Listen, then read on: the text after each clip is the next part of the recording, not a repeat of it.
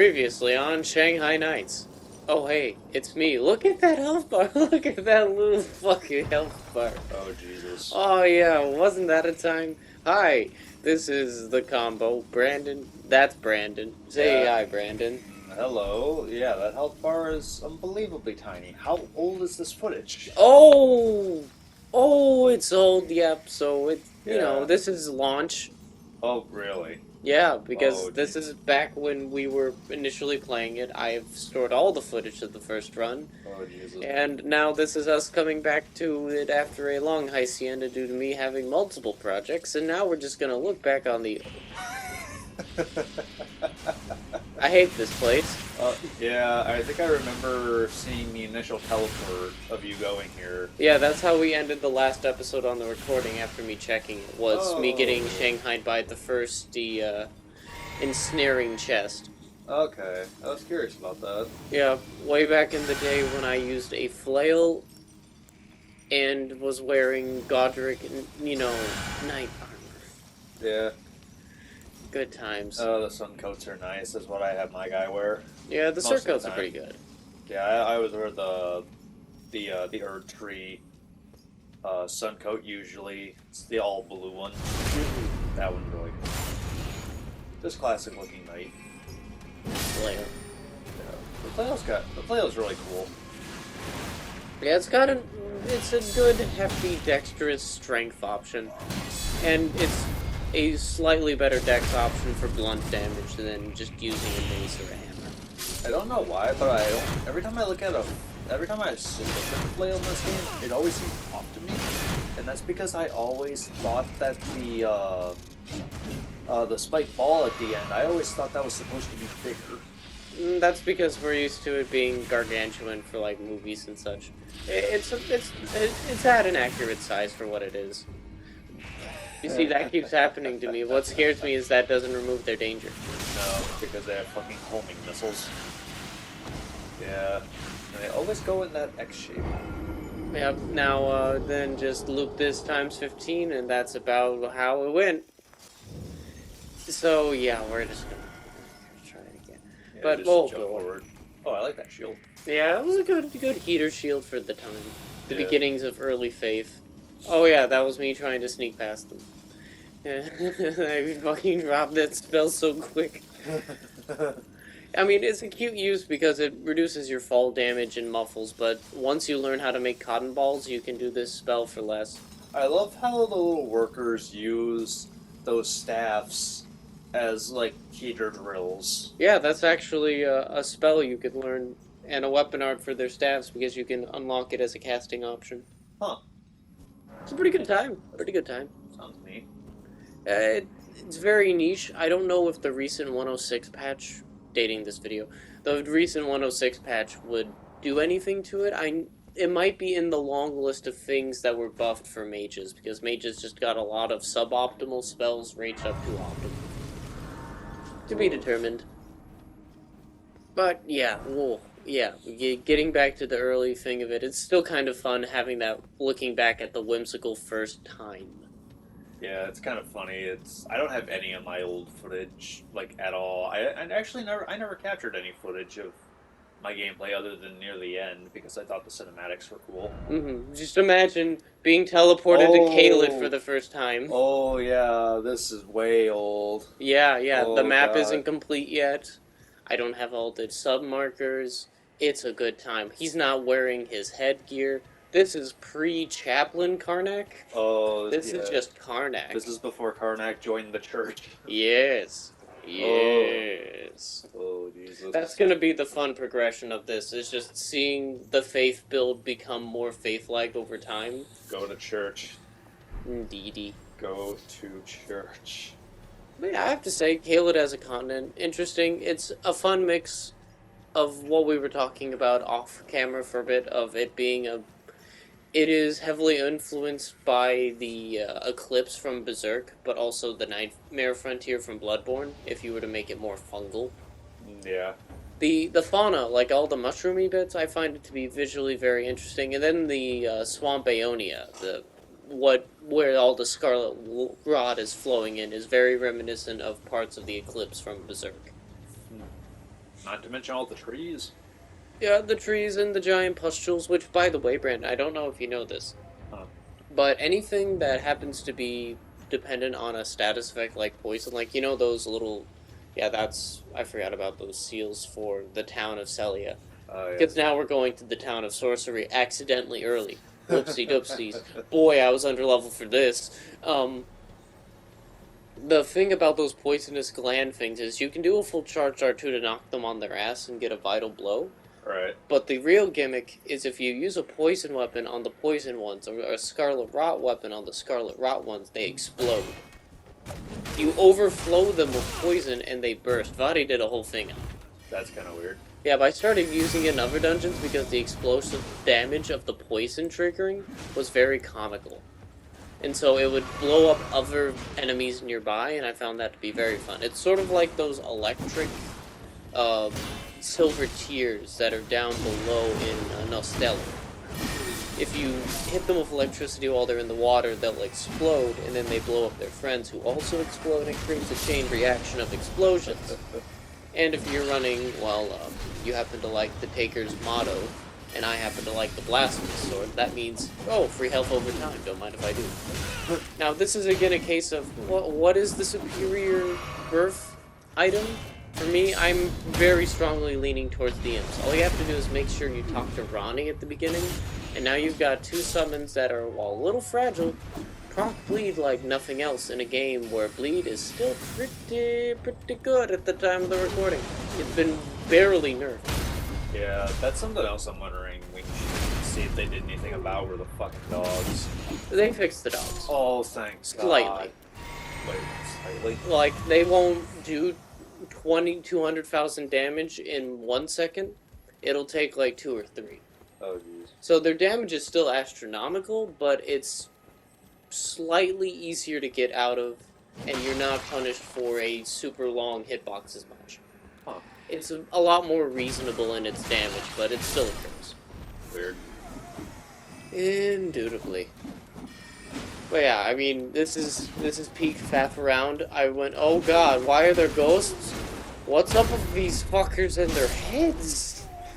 Because you have to think, I haven't been to Raya Lucaria yet, either. So I'm just walking around going, what's up with their heads? Wait, so this is before you beat, Oh, don't tell me, I'm trying to figure out names. Okay, go ahead, guess. Crap. But Elden Ring trivia, which boss is this? Oh, hey, here's a talk with a lady because of me doing out order. Maiden! I was testing you. Melina! Would truly have you. If I you like had the Melina. metal, Melina's like, hey, I was just trying to see how good you were. Here, I'll just let you go, and so, to speed up the conversation ever so slightly, I haven't fought Godric. Okay, Godric's the name. I didn't fight Godric. I didn't fight Murgot. I didn't didn't go to Stormvale Castle at all. I didn't go to Lernia. I went to Caelid first. And the only reason I went to Caelid first is because I was shanghaied by the Mistwood Ruins. Yeah, the fucking chest is like, hey, wait a minute. And so, because you went to Caelid, it's one of the many proc options for Melina to go, well, you know, I was just testing you. I wanted to see how strong you were. But I have faith. You know, you're pretty strong. You went to shit area number 1.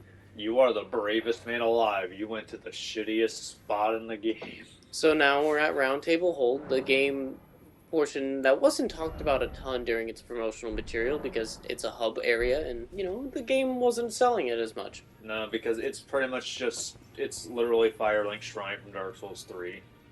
Yeah, but, you know, little extra steps. Characters pretty much come and go.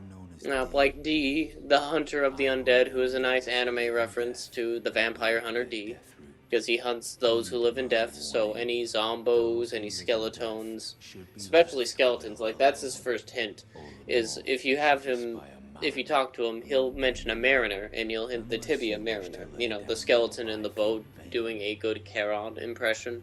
Yeah. And then there's Dialabos from Castlevania. Yeah. And his shitty brother. Because he too has a twin brother of an older name. I would actually no, I believe it's his older brother's name is Juno. But still, we have twins in same outfits.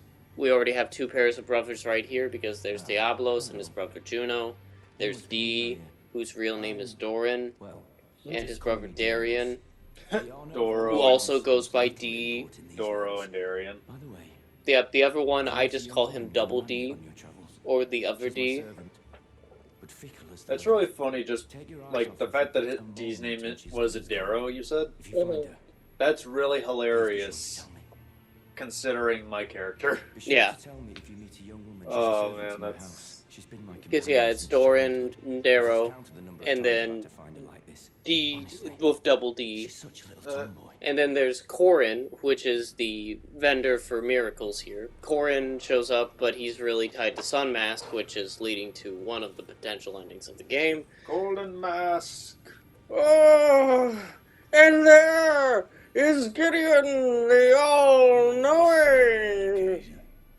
He's so lame. Yeah, he is. I'm so disappointed. I love him as a character, and I was enthralled by him in my first playthrough. But by the time we got to the end of the game, I went, well, your armor's shit, your weapon's shit, and, You are shit. You are a very disappointing boss fight, but, I mean, at least you're a cool concept. Yeah. I like his armor. I like what he does. I like his little finger stand-in abilities. I like a character that'll just talk to you about the lore and more or less explain to you where things are. Because he is a dedicated yada yada button. Yeah. That is his role, that is his duty. Exposition man. And it's fun because Exposition Man says, I don't care, you didn't do anything yet. You're just a hobo coming in. Speaking of hobos, this man's not wearing shoes. No, he's also wearing a wheel. Yeah, that happens. You play Bloodborne. Yeah, quick, wear a wheel, and you'll become great. Yeah, it's true. This man has so much faith, he doesn't wear shoes, and he is a spoke. Oh man, it's Wait, really does that cool. mean he's a spokesperson? Well, Golden Mask doesn't talk. Not often. Eh. Can't stand it. Can't stand Golden Mask. More on that story at 11. Oh. Ah! Oh. Well, what do you like about Golden Mask? The fact that he gave you the ability to T-pose? Well, yeah. Is that it? That and one of the endings. You are something of a rare breed. I like my ending. What? I mean, I like my lazy boy chair too. It's all good. It's comfy. I know it. Who doesn't like it? And you're in there, and your fabrics also let you out. Yeah. Luckily, that won't be what we see towards the end of this one because, well, I get hitched. Anyway, let's use some early fire spells. Fire Sling, pretty good, pretty basic. Chargeable Fireball because adding the chargeability of all the spells is kind of nice. I imagine it'll work okay now for the spell swapping mechanic I was mentioning to you earlier today. Because anything that can be continuously cast can now be cancelled into another spell, like special canceling in a fighting game. Right.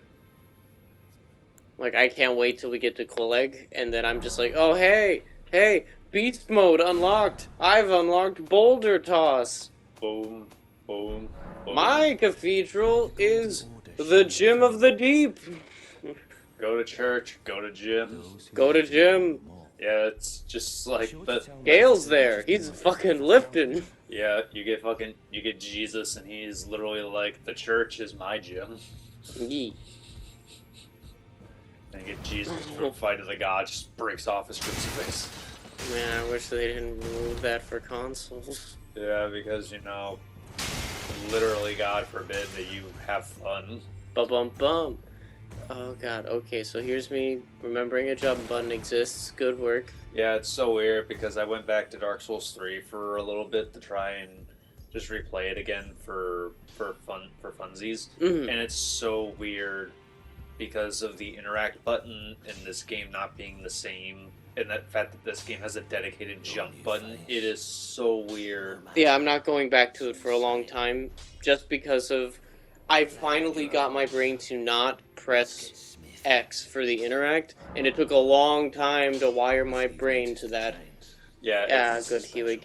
Yeah, it's just so weird. Pressing the X button in Dark Souls 3 when that's the interact button, and I'm expecting to jump. But it's also nice that I can just hit triangle and I can immediately swap to two-handed instead of having to hit R1. Now, here's that thing about the prisoner aspect of Hewig that's interesting. I assumed for a while that Hewig's race is that he's one of the misbegotten, Okay. because he sort of has the same proportions as them, he's just a little bit different. The other thing you'll notice, and I try to do this a lot when I look at the blacksmith characters of this game, is I look at what type of weapon they're smithing all the time. If you look at the weapon that Hewig is smithing, he's always smithing a banished knight sword. Is it? I thought it was just like a regular looking straight sword. It's a banished knight greatsword. You can't see it because we're in the menu right now, Oh, yeah. but give me a minute to load it in. But yeah, if you ever look at it, it is a banished knight greatsword because it's got that flat edge to it, and it's got the segmented blade of it. It's the exact model. You could pull out the banished knight sword and literally just compare it. It's the same model. So it's just one of those implications. Like, you'll see a lot of the blacksmiths always have Guts' sword. You'll always see the greatsword there. And then you'll see one of the axes typically. Like, when you get to E.G., I believe E.G. has a greatsword on his handful, surely for scale, because of E.G. being a big man. Ah, yes. The, yeah, that companion. It's like, yeah, you think video games cater to the male fantasy, you know what real men want to do? They just want to be hugged. They just want to be held, and for them to lose at least 5% of their max health.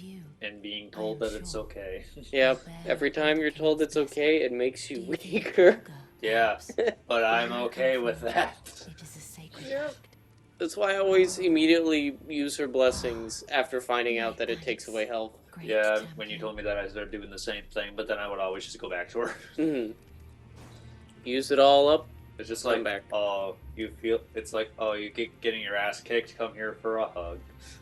And it's just so nice because it's that character, the main protagonist, just sitting there, but he doesn't know what to do with his arms. I just love it when he's got his arms at his sides and he's like, oh, please, help. I don't know what to do. What do I do? What do I do? Whisper in my ear.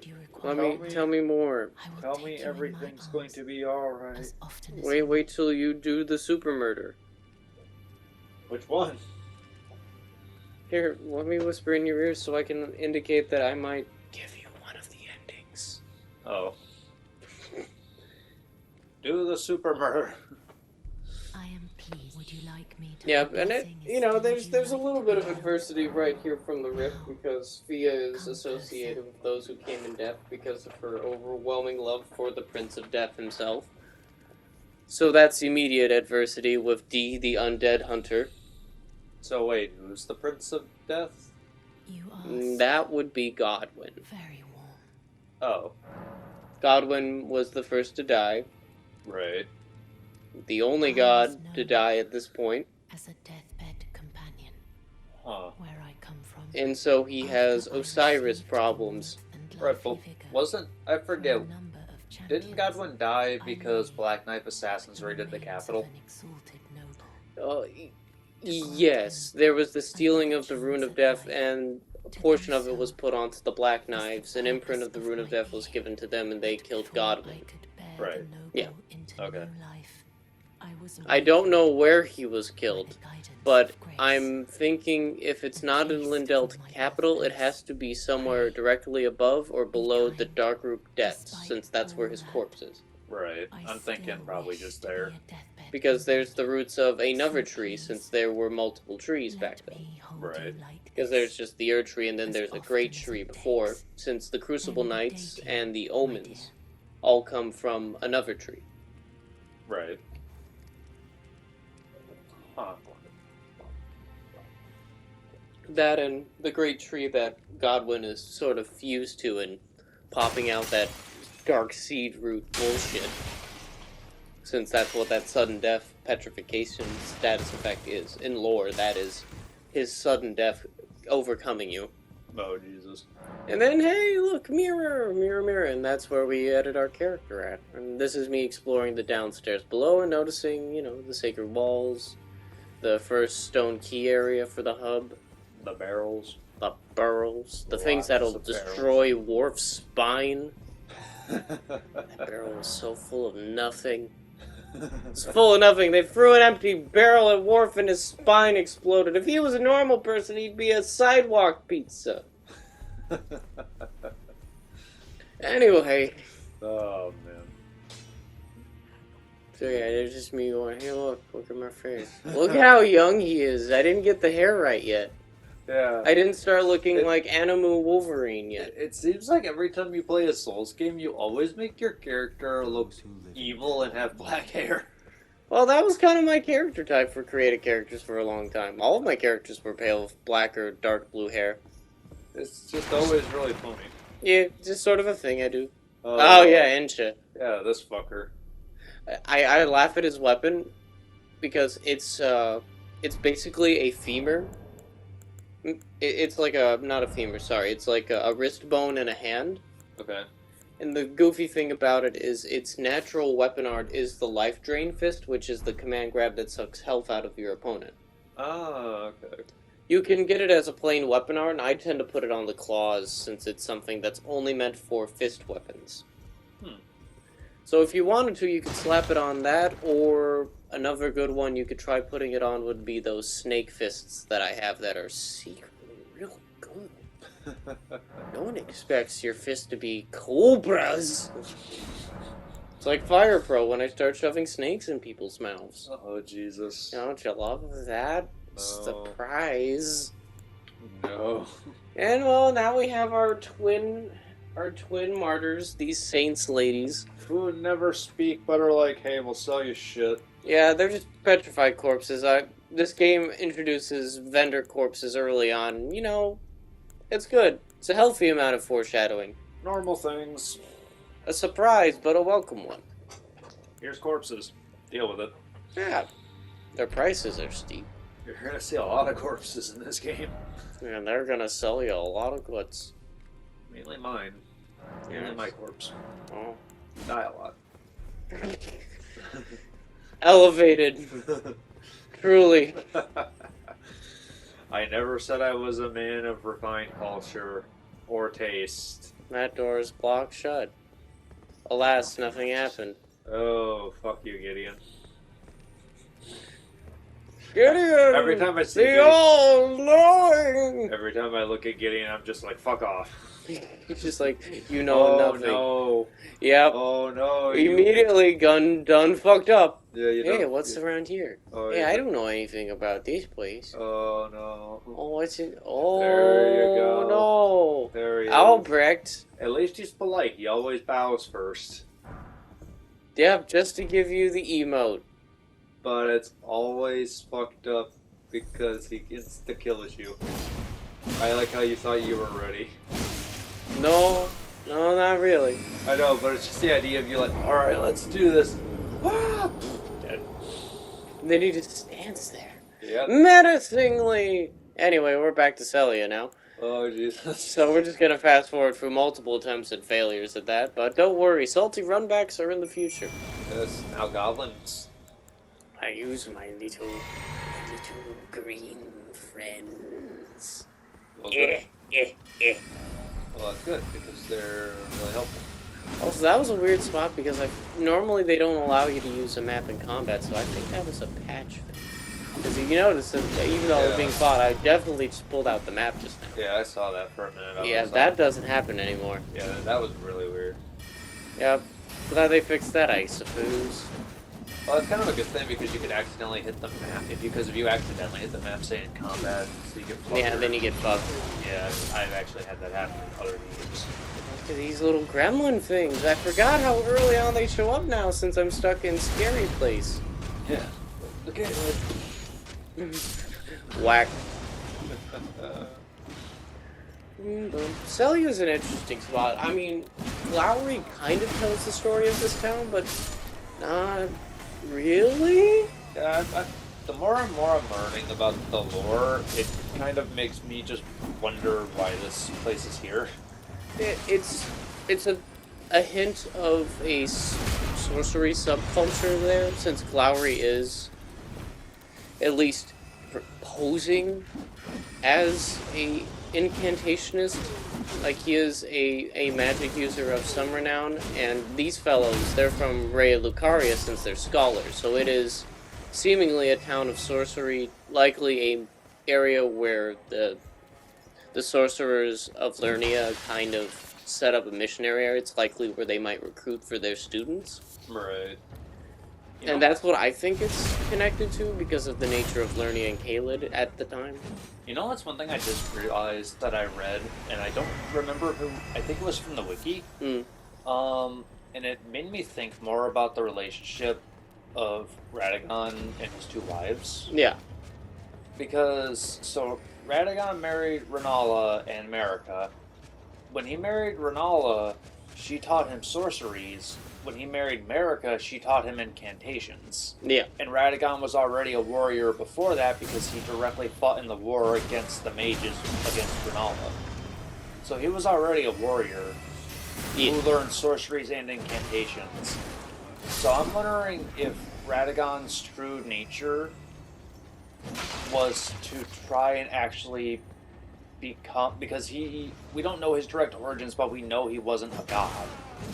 Yeah, well, there are varying levels of godhood. Like, Marika had to work her way up to being sort of the Gwyn of her time. Right, she had to work that way up. I'm wondering if Radagon wanted to seize this. Hard to say, because Radagon's whole thing of the Golden Order is a different motive entirely, I think. Because it seems like his whole thing is balance.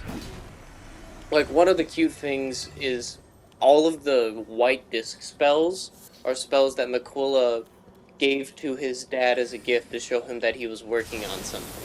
Hey Dad, I'm working on this cool project, want to see it? Sure, son. Like, it's literally, hey, here's an exemplification of the Golden Order. Here's a perfect disc. Here's a perfect rune. Here's the disc. I drew Michelangelo's David, and then I fudged some details, and now I have a circle. Here, Radagon. And the last one is the best one. Yeah. Which really, really sucks because I want the disc. I want the standard disc to be really good. Oh, it's just too small. Like, the triple disc, that's a better one if I were to pick out of the two projectile ones. So, yeah.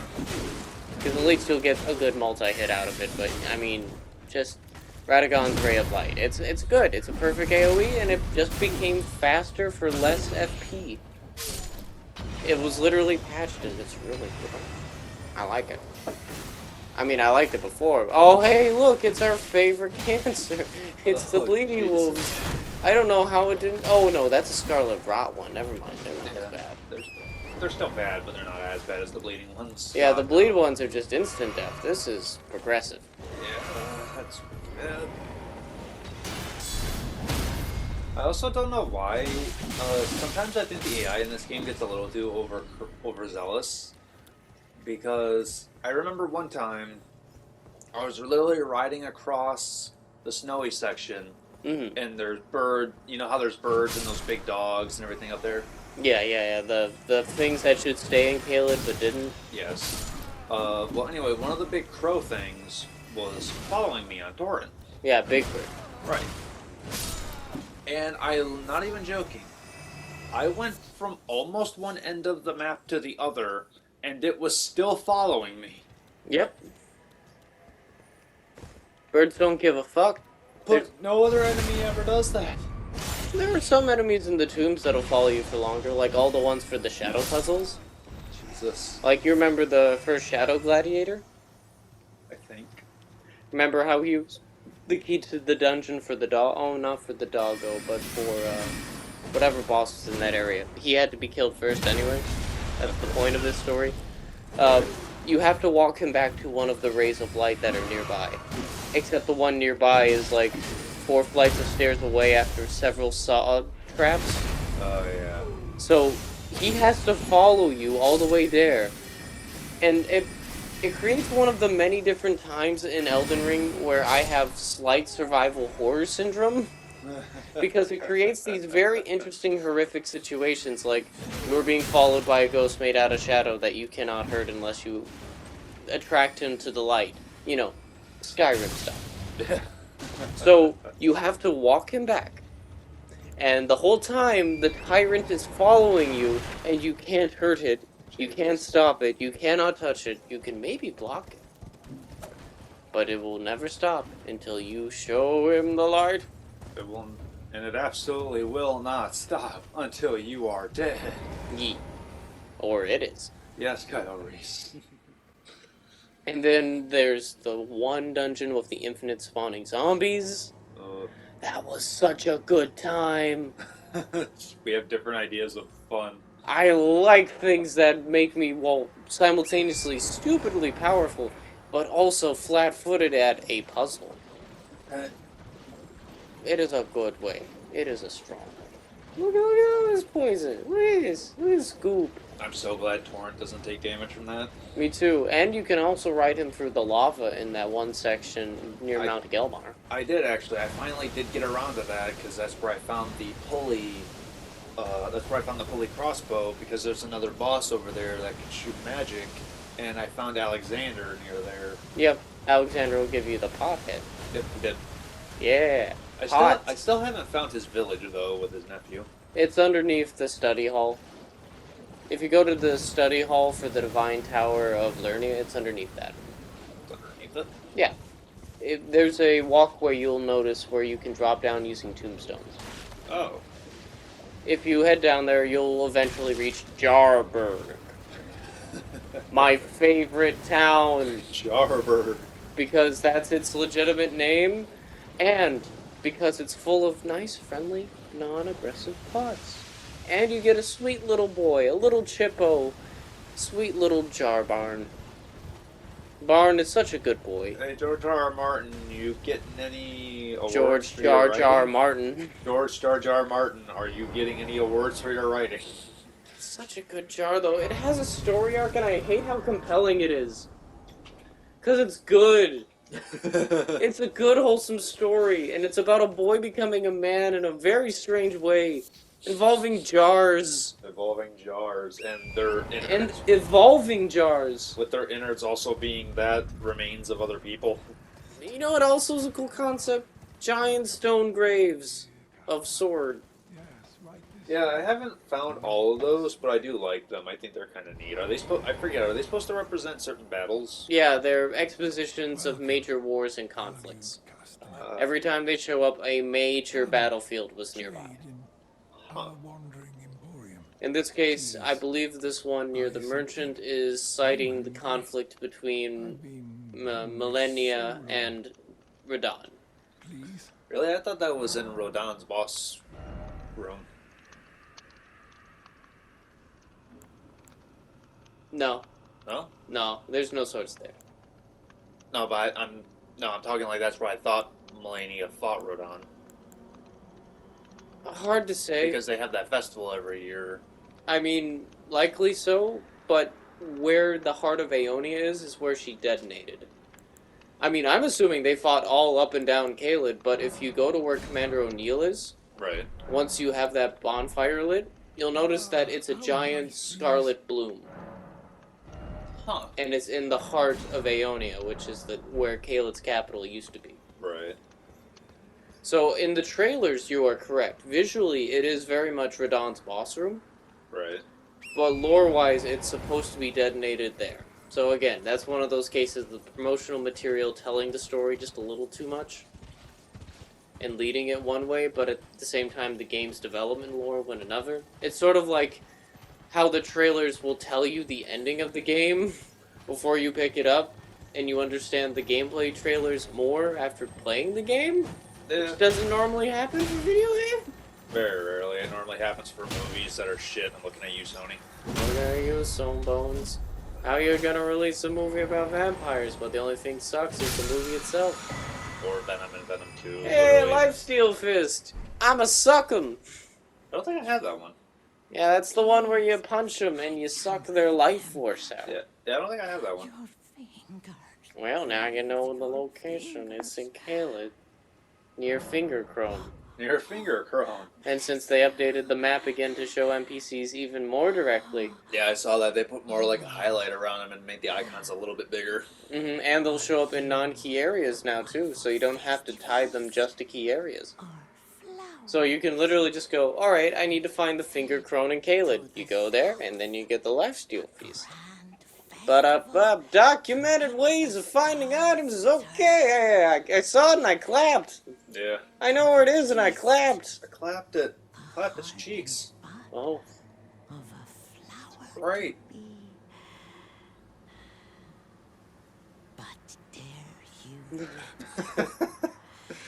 Sometimes I don't know where to go, and sometimes I look deeply into that finger crone's eyes and I keep on thinking, Lord of Hollows, Lord of Hollows, yes. will you fuck my face flaps? No. I'm a witch. Also, I don't know why, but you know what else these finger crones remind me of? The fucking hermit crones, or the sorcerer hermits from Dark Souls 3. Remember the one you meet in the Ring City? Oh, yeah, that's what I'm referencing. Because she's one of those, migrants. She's one of the pilgrims. Yes. Yeah, because I was referencing Yol. Because of how their faces look like vaginal flaps. Yeah. Oh, Jesus. I saw the bird's beak. Run. Running. Oh, Jesus. Yep. It wasn't until I gained the ability to two-shot the birds that I would seek out the birds, but even then I found that their experience was never worth the hassle of fighting them. Oh, Jesus. Especially when you stagger them, and suddenly they can just do a command grab, because they do fake staggers. And as you can see, things are already getting fucked real fast, but I learned with infighting, maybe I'm okay with that, especially when the game allows infighting so I can be a big old coward. Yeah, big old coward. Now, this is where I get the Flame of the Redmanes, because there's an invisible enemy running around here. And I accidentally had an enemy kill it for me. Like, he straight up runs it over. It's one of those flaming tank boys. Oh. And they ran over the invisible enemy because I drew aggro of everyone nearby because I was farming the XP. So you can see it running in the distance there. It's that white shimmer that keeps running across near that giant doggo. Okay. Eventually, the flaming tank boy and the doggo will fight, and then they will run him over and kill him for me. And that will give me the weapon art that literally carried me through 80% of this game until I got better weapons. Because Flame of the Redmanes was fucking good at launch. Holy shit. Yeah, just any fire infusion early game in a Souls game, even Dark Souls 3, is the beginnings of that tripe. Yeah, because you can literally just start off with a fire gem. Yep, and just ride it out. Yep. Ride it out till you get a weapon that's better. The only time that'll fuck you up is if you go to Smoldering Lake and if you haven't leveled any ice weapons by then. Yeah. That's one thing from Dark Souls 3. And it's stuck on a tree. Oh, Jesus. That's one thing in Dark Souls 3 I'm glad they fixed with the Ashes of Ariandel DLC was the fact that we didn't have a fucking frost enchantment. Yeah, that and, to be honest, Frost was a weaker status effect until that DLC came out, and then it became fucking deadly. Like, what was his name? Vort. Vort to the Boreal Valley, Fat Boy who has the classic theme everyone plays for Dark Souls or hard boss memes. Yeah. He was a joke at launch, and remained one for a very long time. Until they buffed Frost, and then his breath effect became something that's genuinely worrisome if you were flat in front of him. Like, if you were in front of him making big flexes and big mistakes, he could eat easily. Jesus. Especially on a new game, but, I mean, as long as you just roll to the left, to the right, and then underneath him, you kind of just do it. You can get it. You can get it. It's just, it's that moment where you think the boss is a joke, and then he does one status effect that reduces your stamina, increases the damage you take, and then can suddenly two-hit you. Right. It's that big flex all of a sudden. It is surprising. Huh. Oh. Yeah, I hate those things. Yep, this is, again, once Torrent existed, I went, oh, I can just run away. God, fuck Caelid. It's very pretty to look at. Yeah, I hate Caelid, but I don't hate it nearly as much as I do that other ice area. Yeah, the Consecrated Snowfield is a lot worse. Oh yes, it's a lot worse. Because at least in Kaled, I can see shit. Mm-hmm. Yeah, this is also me going, why am I taking damage? And there's a random red main knight who has a miniature version of the arrow effects that Radon will use later. And he can chip away at you even though he's not actually hitting you. Because there's a lingering hitbox to his arrows. Ironically enough, with one of the paintings that's in this area that is very annoying to reach, Yeah. and is the worst example of fall damage in this game I've seen in my life, like it's on the verge of bugged. Huh. I was able to unlock that as a weapon art if you do the painting that leads down. Because if you notice, when you go in Radon's boss room, there's those arches in the very far back. Yeah. You can ride some routes all the way down to the top of that arch, and there's a single giant guarding the painter of the portrait. Neat. You can get the halberd from that giant. It's a little bit easier that way as well.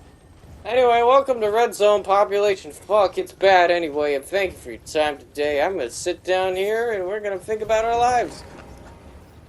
Goodbye. Where?